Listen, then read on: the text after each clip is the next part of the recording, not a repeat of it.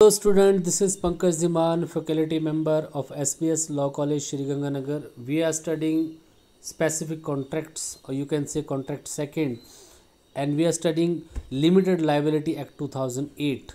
तो limited liability partnership act 2008 यहाँ पे हम पढ़ रहे हैं। इसके अंडर जो हमारे पास नेक्स्ट क्वेश्चन है वो है main important provision. Limited liability act के अंडर जो आपके इम्पॉर्टेंट प्रोविज़न है, जो कि इसके मेन फीचर्स जो हैं उनको आपने यहाँ पे स्टडी करना है।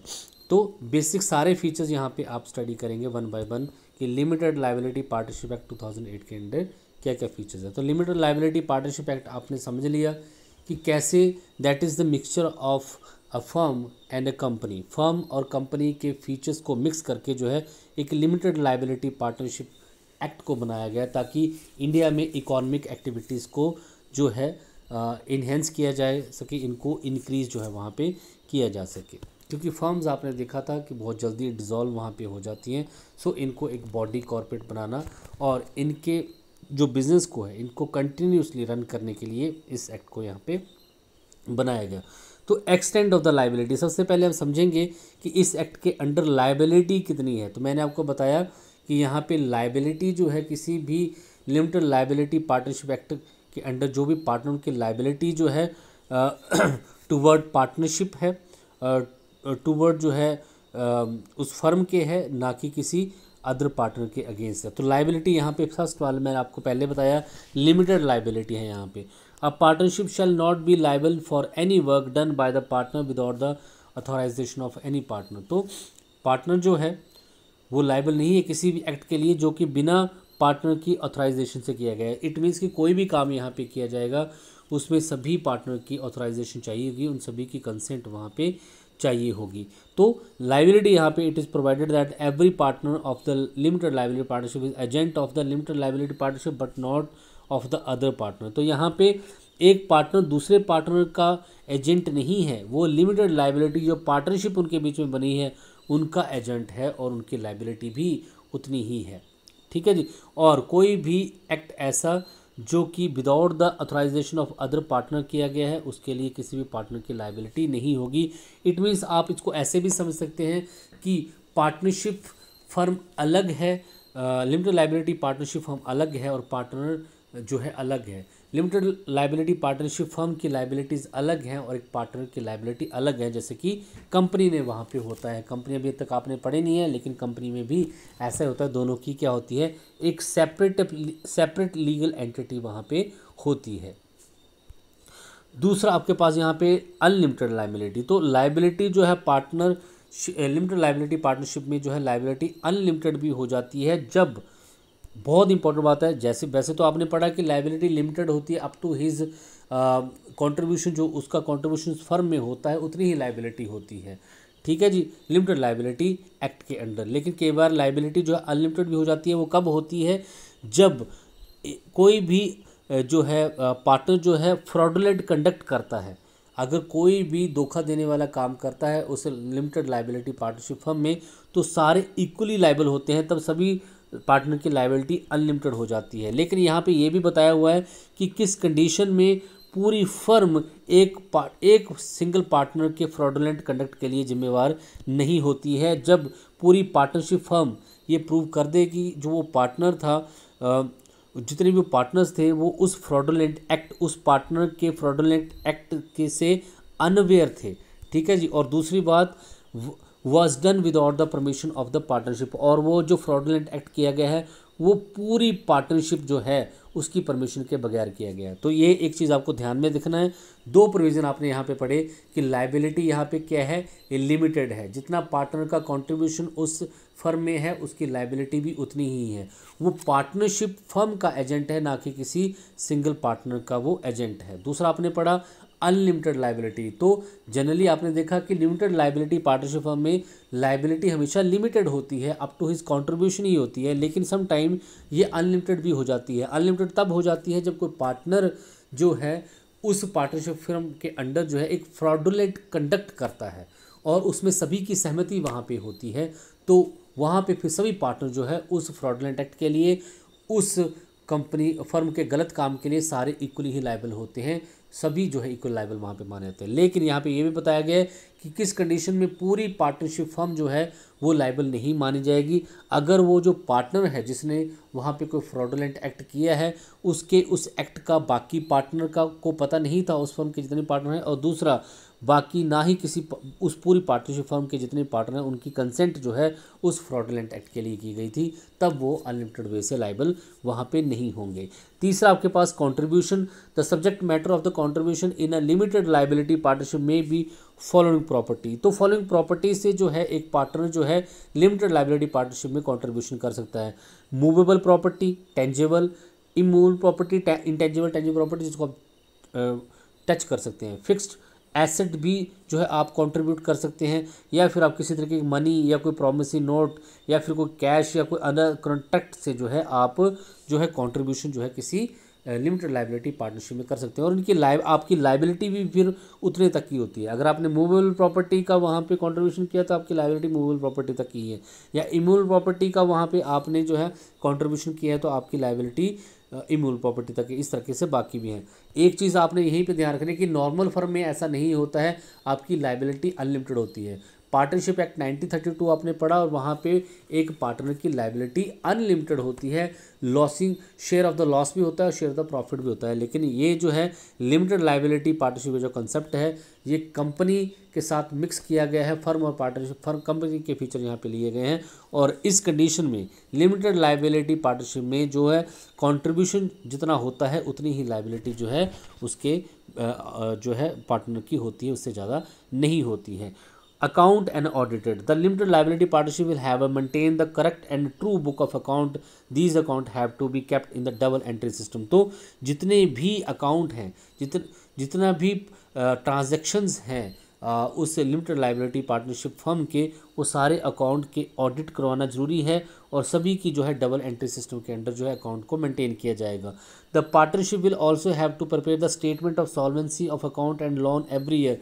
इसके अलावा पार्टनरशिप फर्म जो है लिमिटेड लायबिलिटी पार्टनरशिप फर्म जो है उसको हर साल जो है अपने जो है अकाउंट की एक स्टेटमेंट बनानी है। अगर सॉल्वेंसी हो गया, दिवालिया निकल गया तो उसकी रिपोर्ट भी हर साल बनानी है, और वो पार्टनर के थ्रू वो रिपोर्ट साइन होगी, स्टेटमेंट साइन होगी, और 6 जो है 6 महीने के अंदर वो जो है साल होने के बाद 6 महीने के अंदर आपको वो जो है जो आपके पास वो स्टेटमेंट है उसको तैयार करना है, और उसको जो है such account will have to be duly audited by, और उसका ऑडिट भी आपको हर साल जो है करवाना है। तो अकाउंट एंड ऑडिट जो है बहुत इंपॉर्टेंट है। लिमिटेड लायबिलिटी पार्टनरशिप में आपको जो है अपने अकाउंट को मेंटेन रखना है और उनका ऑडिट भी टाइम पे करवाना है, और वो ऑडिट जो होगी वो स्टेटमेंट अकाउंट होगी वो सभी पार्टनर से साइन वहाँ पे होगी।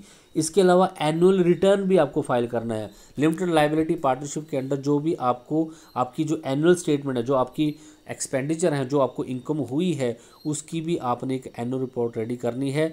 और with in 60 day of the financial year, जो फाइनेंशियल ईयर होता है फर्स्ट अप्रैल से स्टार्ट होकर 31 मार्च तक चलता है, ये फाइनेंशियल ईयर माना जाता है। और इस फाइनेंशियल ईयर के ख़त्म होने के 60 डे के अंडर आपको ये रिपोर्ट बनानी होती है, एनुअल रिटर्न बनाना होता है, और ये स्टेटमेंट जो है आपको प्रेस्क्राइब फॉर्मेट में जो है बनाना होती है। ये स्टेटमेंट आपको रेडी करनी पड़ती है। नेक्स्ट आपके पास इंस्पेक्शन। आपके जितने भी अकाउंट हैं, रिकॉर्ड हैं, एनुअल स्टेटमेंट है, इनकी इंस्पेक्शन करने के लिए एक इंस्पेक्टर की अपॉइंटमेंट भी वहाँ पे की जा सकती है। इन सभी की इंस्पेक्शन जो है करवाई जा सकती है। पेनल्टी, अगर आप जो है जानबूझ के फॉल्स स्टेटमेंट देते हैं, पर्टिकुलर डॉक्यूमेंट जो है उनकी फॉल्स स्टेटमेंट देते हैं, गलत तरीके से अकाउंट और ऑडिट करवाते हैं, तो उस कंडीशन में लिमिटेड लायबिलिटी फर्म को जो है पनिश भी किया जा सकता है वहाँ पे, जिसमें 2 साल की पनिशमेंट और साथ में 1 लाख का जुर्माना, जो कि बढ़ा के 5 लाख तक भी किया जा सकता है। ये पनिशमेंट आपको हो सकती है। कंपाउंडिंग ऑफ द ऑफेंस, तो सेंट्रल गवर्नमेंट चाहे तो इस एक्ट के अंडर अगर कोई ऑफेंस हुआ है और वहाँ पे सिर्फ फाइन आपको डाला गया है उस ऑफेंस के लिए, तो उन ऑफेंस को कंपाउंड भी किया जा सकता है, मीन्स उनका समझौता भी वहाँ पे किया जा सकता है।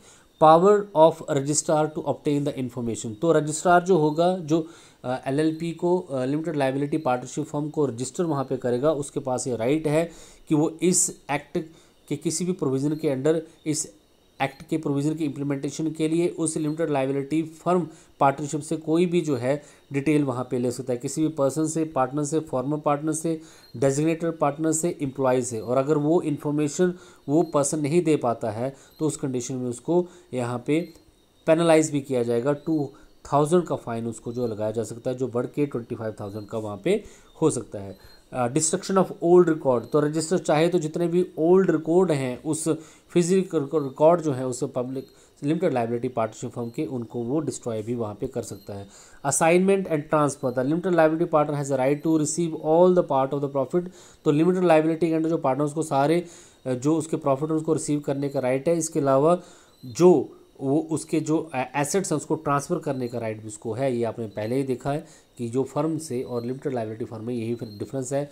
फर्म में ऐसा आप नहीं कर सकते हैं, लेकिन लिमिटेड लाइबिलिटी पार्टनरशिप में आप ऐसा कर सकते हैं। Investigation, the central government is empowered to appoint a investigator to investigate the function of the limited liability partnership under section 43 section के अंडर सेंट्रल गवर्नमेंट चाहे तो लिमिटेड लाइबिलिटी पार्टनरशिप के फंक्शन को इन्वेस्टिगेट करने के लिए एक इन्वेस्टिगेटर की अपॉइंटमेंट वहाँ पे की जा सकती है। तो इन्वेस्टिगेटर जो है इन्वेस्टिगेशन कब करेगा, उसकी अपॉइंटमेंट कब होगी, on the order of the tribunal, court tribunal के ऑर्डर पे वो इन्वेस्टिगेशन कर सकता है या कोर्ट के ऑर्डर पे वो इन्वेस्टिगेशन कर सकता है। इसके अलावा सेंट्रल गवर्नमेंट जो है इन्वेस्टिगेटर की अपॉइंटमेंट इन ग्राउंड्स के बेसिस पे भी कर सकती है। कौन कौन से ग्राउंड होंगे, अगर उस लिमिटेड लाइबिलिटी पार्टनरशिप का कोई भी मेंबर या पार्टनर जो है वहाँ पे एप्लीकेशन लगाता है, या लिमिटेड लाइबिलिटी पार्टनरशिप ही अपने बिहाफ पे एक एप्लीकेशन लगाती है, या सेंट्रल गवर्नमेंट की ओपिनियन में जो है उस फर्म का जो है इन्वेस्टिगेशन करना ज़रूरी है, तो सेंट्रल गवर्नमेंट जो है एक इन्वेस्टिगेटर की अपॉइंटमेंट कर सकती है। सेंट्रल गवर्नमेंट जो है किन सर्कमस्टांसेस में जो है अपना ओपिनियन जो है बना सकती है कि इन्वेस्टिगेटर की अपॉइंटमेंट करनी चाहिए, जब सेंट्रल गवर्नमेंट को ये लगता है कि लिमिटेड लाइबिलिटी पार्टनरशिप फर्म जो है वो जो वहाँ पे डी फ्रॉड कर रही है, धोखा दे रही है क्रेडिटर्स को, पार्टनर्स को, एनी पर्सन को, और अदरवाइज अ फ्रॉडुलेंट और अनलॉफुल पर्पस के लिए वो वहाँ पे काम कर रही है। दूसरा, लिमिटेड लाइबिलिटी पार्टनरशिप का जो अफेयर है वो according to the provision of act नहीं हो रहे हैं। तीसरा जो है लिमिटेड लाइबिलिटी जो फर्म है उसके फंक्शन जो है इस प्रोविज़न, इस एक्ट के प्रोविज़न को वायलेट वहाँ पे कर रहे हैं, या फिर रजिस्ट्रार की रिपोर्ट में जो है वर्किंग ऑफ द पार्टनरशिप जो है टोटली ही निगलेक्ट वहाँ पे हो चुकी है। इस कंडीशन में वहाँ पे इन सभी लिमिटेड लाइबिलिटी पार्टनरशिप फर्म का जो वर्क है उसकी इन्वेस्टिगेशन की जा सकती है according to central government. Person not to be appointed as inspector, तो किस पर्सन को इंस्पेक्टर अपॉइंट नहीं किया जा सकता है, किसी भी फर्म के पर्सन को अपॉइंट नहीं किया जा सकता है, बॉडी कॉर्पोरेट को, एसोसिएशन पर्सन को अपॉइंट नहीं कर सकते एज ए जो है इंस्पेक्टर। पावर ऑफ इंस्पेक्टर क्या है, तो इंस्पेक्टर की पावर ये है कि ये फॉलोइंग पर्सन को इन्वेस्टिगेट कर सकता है। लिमिटेड लाइबिलिटी पार्टनरशिप को ये इन्वेस्टिगेट कर सकता है, उसके किसी पार्टनर को, फॉर्मर पार्टनर को, डेजिग्नेटेड पार्टनर को, या फॉर्मर डेजिग्नेटेड पार्टनर को ये क्या कर सकता है, इन्वेस्टिगेट कर सकता है।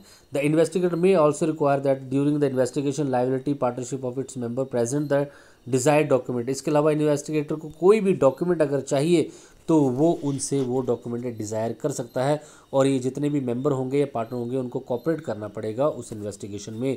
It will be able to write a statement on oath, वो ऑथ पे जो है कोई भी स्टेटमेंट जो है राइट कर सकता है। स्टेटमेंट पे उस पर्सन के या उस पार्टनर के साइन भी वहाँ पे ले सकता है जब वो उस फर्म की इन्वेस्टिगेशन कर रहा हो। तो he will be able to picture any such document, उस डॉक्यूमेंट की कोई भी पिक्चर ले सकता है, बुक अकाउंट की पिक्चर ले सकता है, और विच ही बिलीव्स कैन बी, जो उसको लगता है कि इन डॉक्यूमेंट को वो जो पार्टनर्स हैं लिमिटेड लाइबिलिटी पार्टनरशिप के अंदर जो पार्टनर है उसको डिस्ट्रॉय, कंसील, डिफेस या डिस्ट्रॉयड उसको कर सकते हैं। और with the order of first class judicial magistrate या फिर मेट्रोपॉलिटन मैजिस्ट्रेट, या आप सीआरपीसी में पढ़ लेंगे कि ये कौन होते हैं, उनके ऑर्डर से किसी भी जो है लिमिटेड लाइबिलिटी पार्टनरशिप फर्म जो है पार्टनरशिप जो है वहाँ पे सर्च भी कर सकते हैं, उनके प्रीमाइसेस में जाके वो सर्च भी कर सकते हैं, और सेंट्रल गवर्नमेंट को फिर वो रिपोर्ट देंगे उस सर्च से रिगार्डिंग। तो प्रोसिक्यूशन भी इनके केस हो सकती है। प्रोसिक्यूशन का मतलब क्या होता है कि क्रिमिनल केस भी चल सकता है अगर लिमिटेड लाइबिलिटी पार्टनरशिप जो है या उसके पार्टनर जो मेंबर जो है कोई क्राइम करते हैं और गिलिटी ऑफ क्राइम है उनका, तो उसके से सेंट्रल गवर्नमेंट को प्रोसिक्यूट भी कर सकती है, उन पर कोई क्रिमिनल केस भी वहाँ पे चला सकती है। वाइंडिंग अप कैसे होगा, तो अगर if it is found that the report of work of liability partnership is not being carried out the accordance with the provision of this act, on being a fair equitable basis he can expect the authorized person to submit a petition liquidation. तो अगर लगता है कि limited liability partnership जो है उसका काम जो है वो फेयर नहीं है, इक्विटेबल बेसिस पे नहीं हो रहा है, तो कोई भी पर्सन जो है वहाँ पे लिक्विडेशन की पटिशन लगा सकता है। मीन्स फर्म का वाइंडिंग अप कर सकता है, फर्म की लाइफ को कम कर सकता है, फर्म को ख़त्म हमेशा के लिए कर सकता है। Proceeding for the composition if it is appear to the central government, अगर सेंट्रल गवर्नमेंट को लगता है कि लिमिटेड लाइबिलिटी पार्टनरशिप को फ्रॉड की वजह से वहाँ पे या मिसकंडक्ट की वजह से या मिसकंडक्ट या मिस डेमिनर की वजह से मिस मैनेजमेंट के इसको कुछ लॉस हुआ है, तो उस लॉस के अगेंस्ट वो एक्शन वहाँ पे ले सकता है। Conversion in the limited liability partnership, ये बहुत इंपॉर्टेंट पॉइंट है यहाँ पे।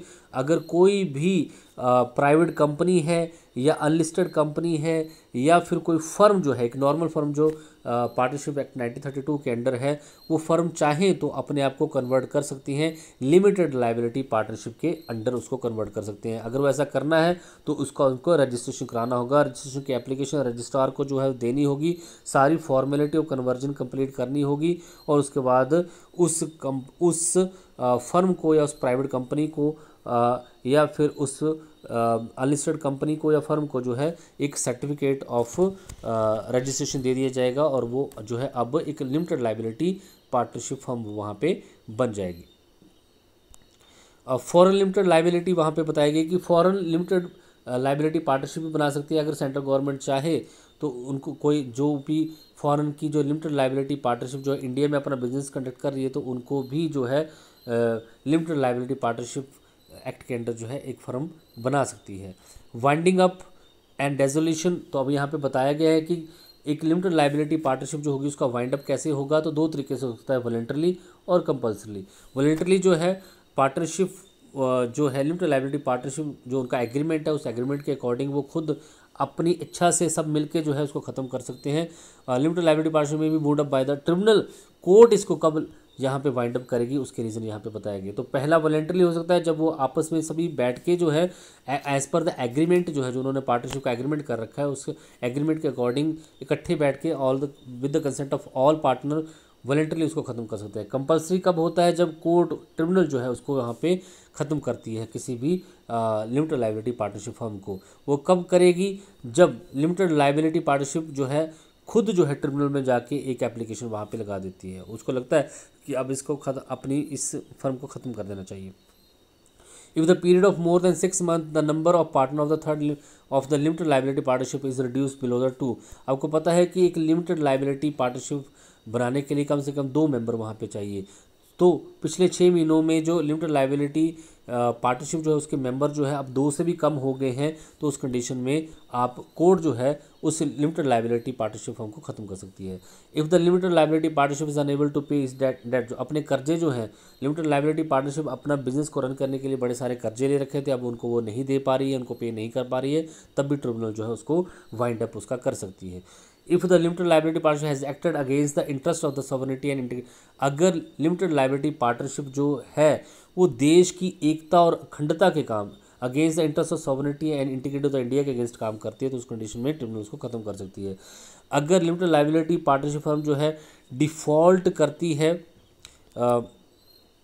विद द रजिस्ट्रार स्टेटमेंट, अगर स्टेटमेंट ऑफ अकाउंट हर साल जो है अपने अकाउंट की स्टेटमेंट रजिस्ट्रार को नहीं देती है, एनुअल रिटर्न नहीं भरती है, ये जो है 5 लगातार कंसेक्यूटिव फाइनेंशियल ईयर में ना तो स्टेटमेंट ऑफ अकाउंट या ना तो अपने सभी एनुअल रिटर्न जो है उनका ऑडिट करवा रही है, ना वो अकाउंट स्टेटमेंट अकाउंट बना रही है, ना ही रजिस्ट्रार को इसकी कॉपी दे रही है, लगातार 5 साल ऐसा करते रहते हैं, तब भी ट्रिब्यूनल इसको ख़त्म कर सकती है। If the tribunal is of the opinion that it is just and equitable, या फिर ट्रिब्यूनल को ये लगता है कि ये बिल्कुल सही है, इक्विटेबल है कि लिमिटेड लाइबिलिटी पार्टनरशिप फर्म को अब ख़त्म वहाँ पे कर दिया जाए, तो उस कंडीशन में ऐसा हो सकता है।